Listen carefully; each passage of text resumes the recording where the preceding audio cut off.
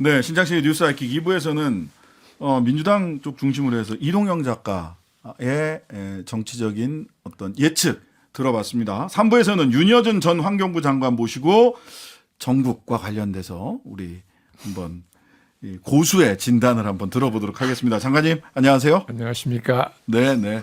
몇 개월 만에 또 이 자리에 뵙게 돼서 저는 반갑습니다. 고수가 아닌데요. 원로? 요새 나이 먹어온다 원로라 그러니까. 예. 자, 환경부 장관 하셨으니까 요거부터 잠깐 탈원전 하면 반도체뿐만 아니라 첨단 산업 포기해야 된다. 대통령께서 15일 날 민생 토론회장에서 얘기를 했어요. 원전 없이 반도체 첨단 산업 하나도 불가능하다. 근데 이 말에 대해서는 전문가들이 굉장히 이렇게 생각하면은 우리 소위 아리백 요새 탈탄소 이런 게 세계적인 추세라서 그래서 이제 그게 문제인데요. 그렇지만 네네. 당장 우리가 화력이나 수력으로 충분한 전력을 공급할 수 없으니까 네네. 현 단계에서는 뭐 원자력 이외에 기대할 게 없겠죠. 예.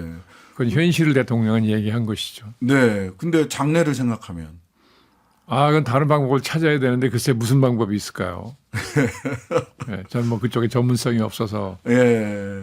대통령께서 다른 방법을 좀 빨리 좀 찾아서 내놓으셨으면 좋겠는데 자꾸 당장 닥친 일만 말씀을 하시는 것 같아가지고. 예. 그 다음에 하나 더. 지금까지 대통령이 기자들의 질의응답을 받은 기자회견이요. 취임 100일 기자회견 이후에 한 번도 없었습니다. 그렇죠. 예. 근데 왜 그렇게 겁을 내는지 모르겠어요. 겁내는 걸로 보이세요? 그렇지 않고서 왜 그렇게 안 하려고 그래요? 예. 왜 이렇게 안 하려고 하시는 그래서 거예요? 저도 그건 잘 모르겠는데요. 네네. 그 양반 뭐 여러 가지로 봐도 상당히 과감한 면이 많이 있는 것 같은데 예. 유독 그 언론을 대하는 거에 대해서는 좀 공포가 있는 것 같지 않아요? 예. 다른 이유가 뭐가 있겠습니까? 언론에 왜 그렇게 공포감을 느낄까요? 뭐 카메라 울렁증 뭐 이런 건 아닐 텐데. 그런 건 아닐 것 같고요. 이 뭔가 이제 이 국정과 관련해서 완전히 파악이 안 돼서 그런지 어떤 언론으로부터 그 상당히 까다로운 질문 같은 게 오면 답변하기가 두려워서 그런지 그건 제가 알 길이 없으나 네. 어쨌든 이 민주공화국의 대통령으로서는 네. 저렇게 언론 앞에 서지 않는 것은 전 좀 생각을 해봐야 돼요. 왜냐하면 이게 기자가 국민을 대신해서 예, 국민 1호죠. 예, 묻고 답변하는 거잖아요. 예. 근데 이렇게 하는 것은 전 이건 국민께 대한 예의도 아니고 예. 대통령이 이건 정말 전 잘못하는 거라고 보는데요. 알겠습니다. 그 올해도 하지 않는 쪽으로 방향을 잡았다고 중앙일보에서 그래서 보도를 한다면 했더라고요. 연초에 되게 하는 게 관행인데 네. 지금부터 이만큼 지나갔고 조금 있으면 또 음력설도 오고 그러는데 네. 안 하고 갈 생각인 거겠죠. 지금같이 예. 보면. 네. 언론에 대한 공포가 있는 것 같다. 예. 알겠습니다. 국정 파악이 제대로 안 돼 있든지 아니면 까다로운 정무적 질문, 예를 들면 김건희 특검 뭐 이런 얘기하면은 곤란할까봐 그러시는 건가? 아니 뭐 저 같으면 그렇게 곤란할 것도 없을 것 같은데 하여간 해법을 좀 예? 아니 뭐 해법을 그냥 거부권 말고 다른 해법을 그래도 뭘 해야 된다고 사실대로 얘기하면 되지요. 사실대로 얘기하면 된다. 사실대로 얘기할 자신이 없어서 그러는 거예요, 그러면? 그렇게 자신이 없을까요? 어. 지금까지 알려진 거, 그거 알려진 지가 굉장히 오래된 사건이잖아요. 그렇죠. 사실은 예.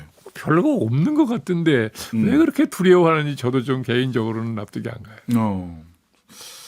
두려움과 공포가 제일 문제네요, 지금 보니까. 자꾸 의혹을 키우잖아요. 그래서 별것도 아닌 사건인 것 같은데 저렇게 하니까 자꾸 의혹이 뭐가 있는 거 아니야라는 생각을 사람들이 하게 되잖아요. 더 궁금해져요.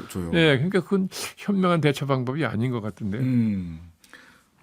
두려움과 공포가 있는 것 같다라는 말씀을 주셨고, 자 한동훈 비대위원장 요즘 행보 쭉 보셨잖아요. 네. 예, 어떻게 지금 한 3주 됐는데 어떻게 총평을 좀 한번 한동훈 비대위원장으로 역할 잘 하고 있습니까? 기성 정치인들하고는 전혀 행태가 달라서 예.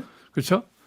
예, 그거는 상당히 뭐 격식을 무시한다든지 네. 예, 그런 것은 신선하게 보이긴 하더라고요. 네. 예, 그런데 이 말하는 것도 네.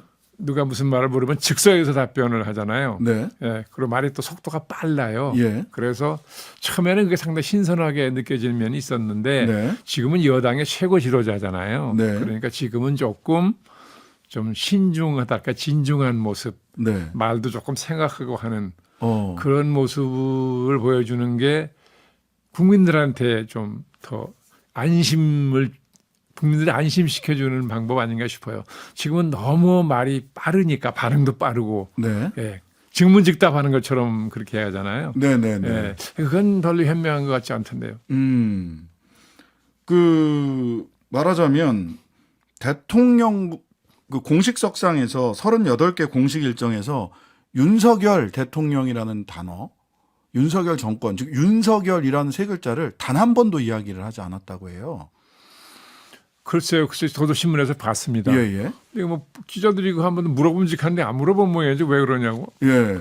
아니, 그래서 이게 윤석열을 숨기는 것이냐, 그게 약한 포인트라서, 아니면은 실제로 수직적 당정 관계를 깨트리기 위해서 뭐 차별화로 나아가는 첫발이냐. 저는 그렇게 보지는 않고요. 예. 왜냐하면 한동훈 비대위원장이 총선 끝나면 바로 당에서 떠난다는 거잖아요. 네네. 그럼 다시 행정부로 간다는 뜻이잖아요. 행정부로 간다는 뜻입니까? 왜 다시? 당에 있지 않은 비대위원장을 네. 맡아서 총선을 치르는 분이 예. 총선은 전혀 의회로 진출할 기회인데 안 하고 네. 그냥 물러난다는 거 아닙니까 비대위원장에서. 예. 그러면 뭐 원래 그 양반 뭐 행정부 출신이니까 행정부도 역할이 있을 거고 그렇게 예상하는 게 뭐 무리는 아니지 않을까요? 예. 네. 그러면 결과적으로 그 말씀은 차별화는 안 할 거다. 다시 행정부의 일원이 될 사람이기 때문에. 그러니까 뭐 윤 대통령하고 차별화를 하기 위해서 그런다고 저는 보지는 않고 저는.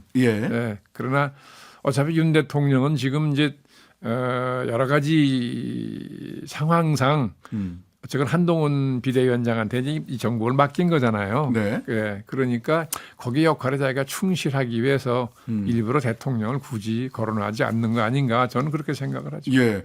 그렇게 해서 언론에서의 분석은 윤석열 심판 선거라고 하는 이번 총선의 그 구도를 이재명 대 한동훈이라고 하는 구도로 바꾸려고 당연히 시도하겠죠.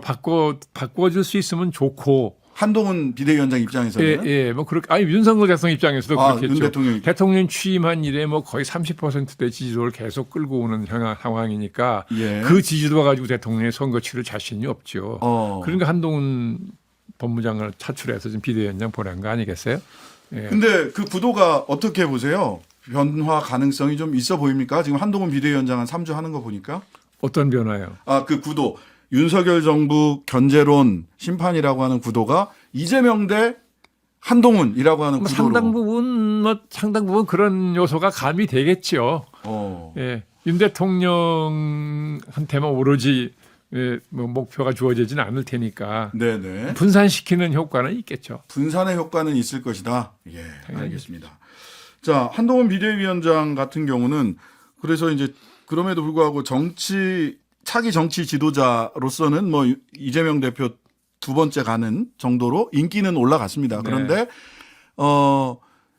이번 선거가 정권 심판이냐 정권 지원이냐라고 하는 기본적인 국민들의 민심, 그 다음에 정당 지지도에는 큰 변화는 없어 보이거든요. 그렇죠. 이거 이 디커플링을 어떻게 봐야 됩니까? 글쎄요. 저도 거기는 명쾌한 답변을 드리기가 어려운데. 그러니까 한동훈 개인 인기는 올라갔는데 전체 선거 구도나 정당 지지율엔 변화가 없는 이 상황. 그러니까 지금 정당에 대한 평가는 국민적 평가는 아니면 고정이 돼 있는 거고 한동훈 비대위원장에 대한 인기는 개인의 인기 아니겠어요? 그 개인의 인기가 정당 분리가 안 되는 게 상식적인데 그렇죠. 이게 지금 분리가 돼 있는 거죠. 왜 이런 분리 현상이 일어났을까요? 글쎄요, 저도 그걸 명쾌하게 해석을 못 하겠어요. 언론이 조사를 해봐야 되는데 그런 걸 알려면 조사를 해봐야 되거든요. 근데 저는 요새 그럴 형편이 아니니까. 그러시구나. 한동훈 비대위원장 최근에 국회의원 50명 감축, 불체포 특권 포기 등 정치개혁에 대한 제안, 어떤 뭐 구체적인 민생 정책에 대한 제안보다는 지금 정치개혁 제안을 하고 있습니다. 이 정치개혁 제안 어떻게 보셨어요? 정치개혁 지금 어쨌거나 뭐 집권당의 비대위원장이니까 정치 개혁에 관심이 있어야 되고 뭐 제안할 수 있죠. 그러나 국회의원 수를 줄이는 것을 정치 개혁이라고 생각하는 것은 저는 개인적으로 동의하지 않죠. 네. 지금 우리나라 정치가 국회의원이 너무 많아서 이렇습니까? 아니잖아요. 네, 네. 그럼 의석수를 줄이면 여야 관계가 아주 발전하나요? 그게 문제의 본질이 전혀 아니잖아요. 그리고 반드시 인구 비례에서 볼 때 이거 그렇게 팍 줄이는 게 반드시 현명한 거냐. 저는 그 생각에는 저는 개인적으로 동의하지는 않는 편입니다. 네. 소위 국민들이 가지고 있는 어떤 정치 혐오나 반정치, 정서 이런 것에 어필하는 것일 수는 있겠는데 이게 근본적인 정치를 좋게 하는 제안인지 그건 아니죠. 그런 네. 게 아니다. 네. 예, 알겠습니다. 자, 최근에 그 연일 자객공천 방침을 한 비대위원장이 밝히면서 수도권 탈환 의지를 밝혔습니다. 이재명 대표 지역구의 원희룡 전 장관, 정청래 의원 지역구의 김경률 회계사, 지금 비대위원이죠. 한심 공천이다. 뭐 이런 얘기를 하는데 그 지역에 있는 지역위원장들이 굉장히 반발을 하시더라고요. 당연히 그렇겠죠. 왜냐하면 지역위원장들이 그 텃밭을 가꾼다고 굉장히 공을 많이 들였는데 네. 막상 선거 때가 와서 거물을 보내려고 자기 공천 안 준다 그러면 반발 안 할 사람이 있겠습니까? 네. 엊그제 공천 뭐 이렇게 굉장히 좀 아직은 거칠긴 합니다만은 현역 의원 뭐 몇 프로 탈락시키겠다. 그 다음에 뭐 3선 이상 페널티 몇 프로 주겠다.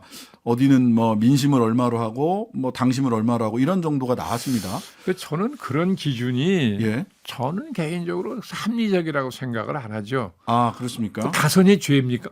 아, 다만 특정 지역에서 네. 그러니까 공천만 받으면 당선된 지역이 있잖아요. 네네. 거기서 삼선했다는 거는 그걸 바꿀 필요가 있다는 걸 저는 동의해요. 그거는. 네. 예, 그러나 무조건 다른 데서도 삼선하면 다 바꾼다. 저는 그거는 그런 기준은 저는 합리적이 아니라고 보는 거죠. 네. 뭐 물갈이를 많은 언론들의 관심은 그리고 물갈이 이후에 그럼 누가 올 거냐에 근데 오히려 그게요, 관심이 쌓여 있어요. 공천 작업을 저는 예, 해봤잖아요. 해보셨잖아요. 16대 총선 때죠. 예. 한 지역구에서 사람 하나 찾는데요. 엄청난 시간과 노력이 들어가요. 네. 저도 놀랐어요. 네. 이렇게 많은 시간과 노력이 들어가는 줄 몰랐어요. 그러니까 평소에 네. 사람을 꾸준히 찾아놓지 않으면 선거 임박해서 많은 지역에 좋은 사람 찾기가 거의 불가능합니다. 용산에서만 한 50명이 나간다. 용산 출신들만 이런 얘기 하거든요. 그래서 그게 현실화되면 총선을 어떻게 하려고 아, 그게 실제로 이루어지면 민심이 어떤 반응을 할지 모를까요? 모르는 거지 아는지가 궁금한데요, 저도. 제가 보기엔 그렇게 했다가는 선거 아주 어려워질 텐데요. 아, 선거 많이 어려워질 거다. 네. 용산 중심 공천이 되면. 네. 자, 이준석, 이낙연 등 그러다 보니까 또 이제 이 외부의 소위 제3지대가 네. 요즘 아주 그냥 그 성황입니다. 사람들이 많이 그쪽에서 이렇게 그러게요. 많이 모이는 것 같아요. 사실 우리나라는 소선거구제고 양당 정치가 굉장히 고착화되어 있는데 이번에 제3지대 시도는 성공 가능성을 어느 정도 보세요? 저는 성공 가능성이 과거 어느 때보다 높다고 보는 편이고요. 아, 그렇습니까? 소망을 섞어서 드리는 말씀입니다. 예, 예. 양당제를 해왔는데 뭐 장단점이 다 있지만 우리나라 양당제는 그동안 폐해를 너무 많이 만들었어요. 네. 소위 적대적 공생관계. 네. 예? 그러니까 지금 여야 관계가 저는 가장 극단적인 적대적 공생관계라고 그러는데 네. 이게 국정을 망친다고요. 네. 그래서 이제 제3세력이 들어가가지고 이걸 못하게 해야 되거든요. 네. 그런 의미에서 저는 누가 됐든 좀 의미 있는 제3세력, 원내교섭단체 이상을 의석을 갖는 네. 그런 제3세력이 등장하기를 저는 개인적으로 많이 바라는 사람이거든요. 네네. 또 이와이면 이준석 대표가 젊고 네. 또 주변에 젊은 사람 많이 모여 있다는 거 아닙니까? 네. 그러니까 이와이면 이준석 대표가 사람 중심이 돼서 제3당이 좀 원내에서 원내교섭단체 이상 만들었으면 좋겠다고 저는 개인적으로 생각을 합니다. 자, 그러면 이낙연 전 대표와 같은 당을 해서 같은 당을 할 때 많은 분들이 걱정하는 거는 뭐냐면 뭐 기대도 있지만 한편의 걱정은 아니 두 사람이 추구하는 가치가 같은가요? 라는 질문을 하거든요. 우리 이준석 대표는 약간 속도 조절을 하는 입장인 것 같아요. 뭐 굉장히 빨리 만날 것 같더니 같이 하면 시너지가 있습니까?